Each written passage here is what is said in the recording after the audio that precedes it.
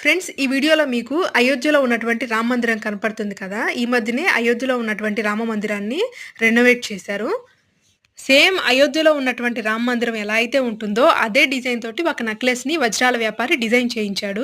అతని పేరు కౌశిక్ కాకడియ. అతను గుజరాత్‌లో ఉంటాడు. ఇక తన భక్తిని ఈ విధంగా చాటుకోవాలి అని చెప్పేసి ఒక నెక్లెస్‌ని రామ మందిరంని పోలినటువంటి షేప్‌లో డిజైన్ చేయించాడు.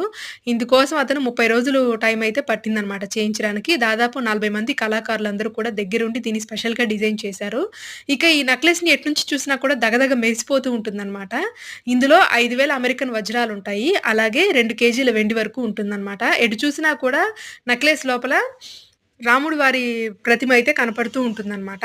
అయితే ఈ నెక్లెస్‌ని అమ్మడం కోసం కాదని స్పెషల్‌గా డిజైన్ చేయించి అయోధ్యలో ఉన్నటువంటి రాములు వారి మెడలో వేయాలి అని చెప్పేసి అతను చెప్పాడు. ఎంతైనా గ్రేట్ కదా! మరిన్ని వ్లాగ్స్ కోసం మన ఛానెల్‌ని వాచ్ చేయండి.